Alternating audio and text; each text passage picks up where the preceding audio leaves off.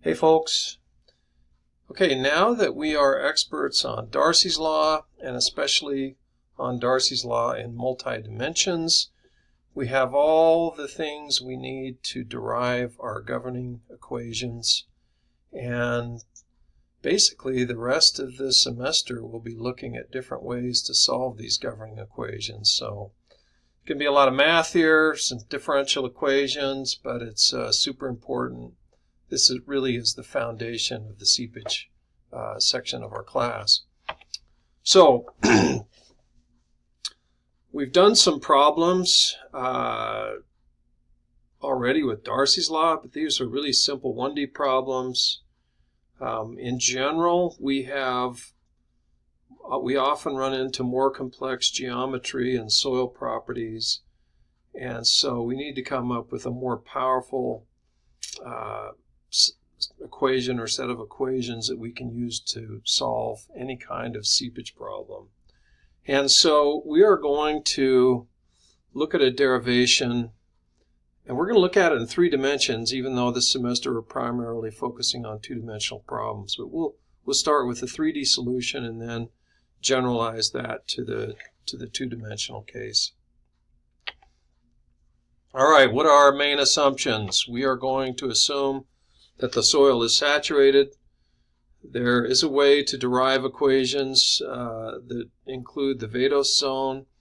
That in most of our seepage problems, there's just a very tiny amount of flow in the vadose zone. So it makes more sense for us to just focus on the saturated zone. And so that's what we're looking at. We're assuming that Darcy's law is valid. That's really one of the main pillars of this, on the foundation of this set of equations. And then another really important assumption is that mass is conserved. This is sometimes called the continuity equation, and it means what goes in must come out or be stored based on conservation of mass. In other words, for a given part of our saturated soil, whatever goes into that chunk of soil minus what goes out would have to be equal to some kind of change in the storage over time. Or maybe there's some internal sources and sinks. For example, you could have a well inside that section. However, for this class, we are only going to consider the case where you have steady state conditions. We're not going to look at transient solutions, how the solution changes over time. We're just going to look at its long-term equilibrium solution. And we're not going to consider internal sources and sinks. Therefore, the 2 terms on the right-hand side are set to 0. So we're down to a really simple equation for any given chunk of the saturated soil. Whatever the difference between what comes in and what comes out has to be equal to 0. Now that may seem trivial or obvious, but that is the foundation for things, as you'll see here. So in this case, we have this representative element of soil. It's a 3-dimensional cube. We have dx, dy, and dz are the dimensions. You could think of it as a 1 meter by 1 meter by 1 meter cube, if you like. And it's fully saturated, so it's well below the water table.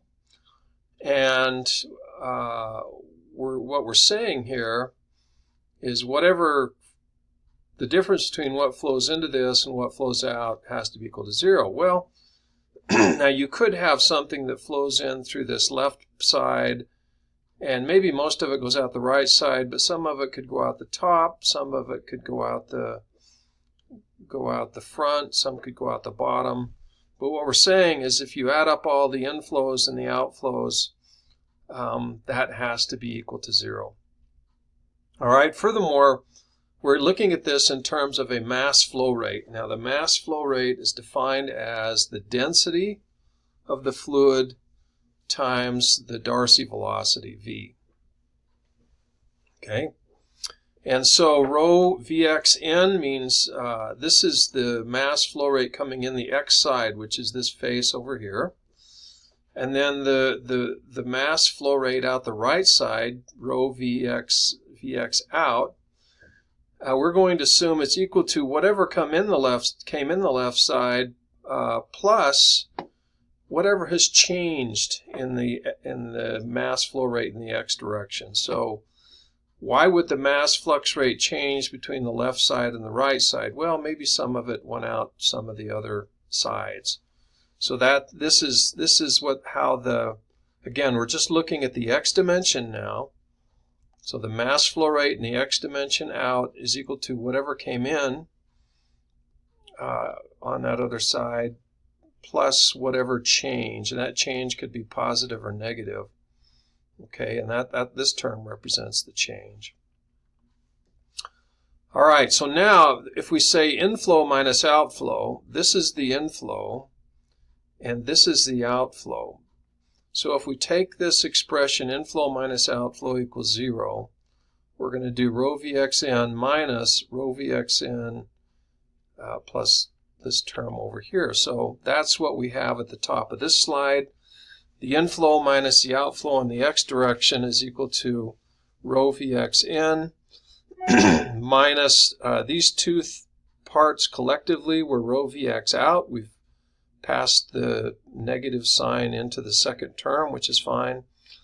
And then we're going to do this now in terms of, we're going to multiply this mass flow rate times the cross-sectional area of flow, which in this case is dy dz. So if you go back here, this mass flow rate is operating through this cross-sectional area defined by dy dz.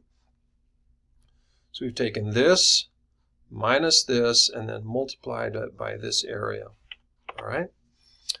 And we have rho Vxn minus rho Vxn. So these two terms cancel. And then this dx here, you multiply it by dy dz, and we get minus rho Vx dx times dx dy dz.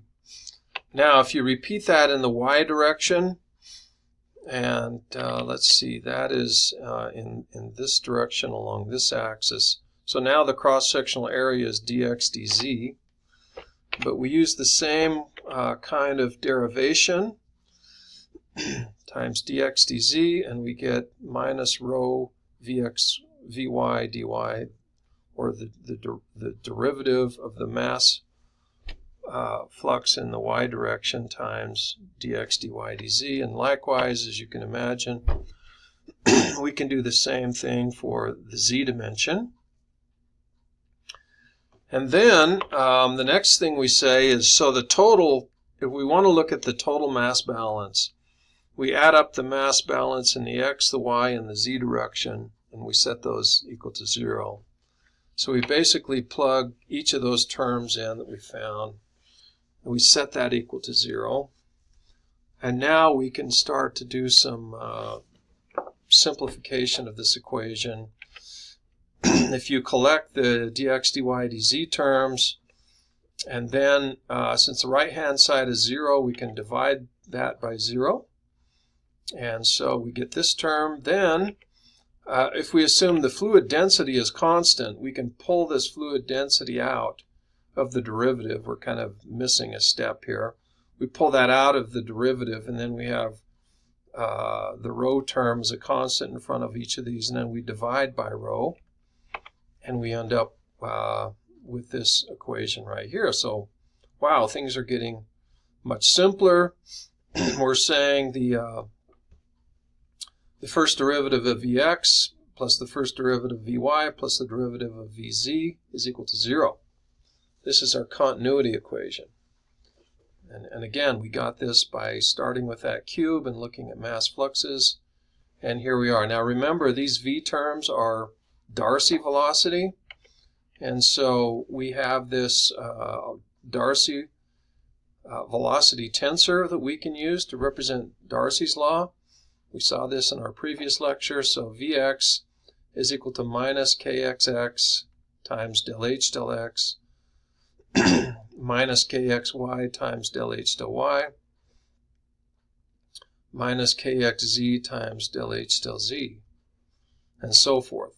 Okay, So we can come up, using this, we can come up with an expression for Vx, Vy, and Vz. And so the derivative of Vx is equal to the derivative of this expression. Again, minus kxx times del h del x, minus kxy times del h del y, minus kxz times del h del z. And so that is what we get for this term. If we repeat that for the y and the z terms, well, excuse me, I left out a part.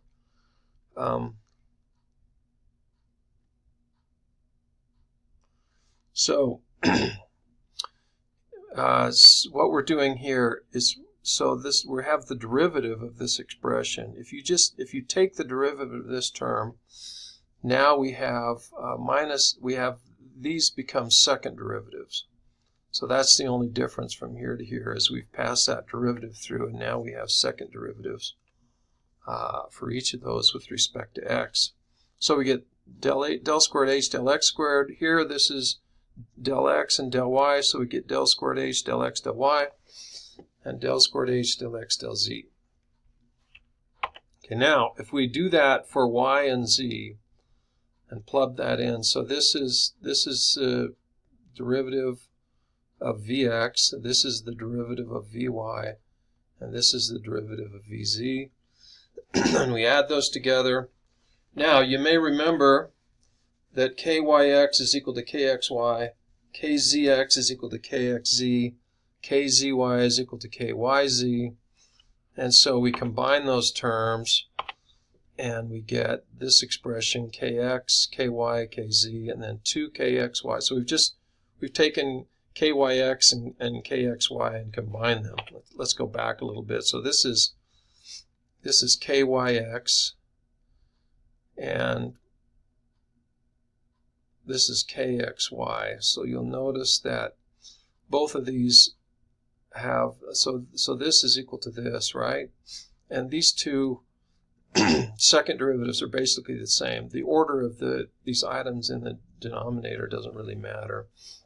And so that's how we combine to get to this expression. So this is kind of the most general form of the equation, the governing equation. So this is, in a way, this is the end of the solution. So if you have a situation where the principal axes are not aligned with x, y, and z, this is the governing equation you would use. And again, we're not assuming any transient terms, nor are we assuming any internal sources of sink. So we have the right-hand side is equal to 0.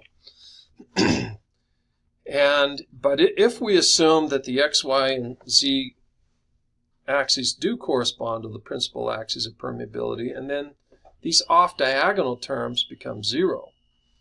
And the governing equation simplifies to this expression right here. And now in this case, since we just have xx, yy, and zz, we normally don't bother with that double notation, and we write it as kx, ky, kz times the second derivatives as shown here. So this is probably the most commonly used form of the governing equation for steady state groundwater flow or flow through porous medium. Now we can simplify this further if kx equals ky equals kz. So if these three terms are identical, then it just becomes k, k, and k, right? And if it's just k, then we can divide by k, divide both sides by k, and we end up with this term, which is just the sum of the second derivatives is equal to 0. This is called the Laplace equation. And by the way, we just derived this for flow through porous media, but there is a very similar version of this that defines how heat flows through a thermal medium. Thermodynamics, in that case, we'd have temperature instead of head.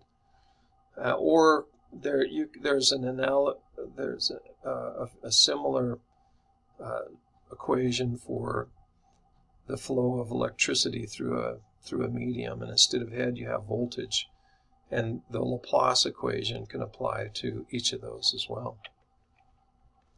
So when you solve, our objective here is, so this defines a governing equation that defines how the relationship between head or how the head varies spatially throughout through porous media, assuming conservation of mass and Darcy's law.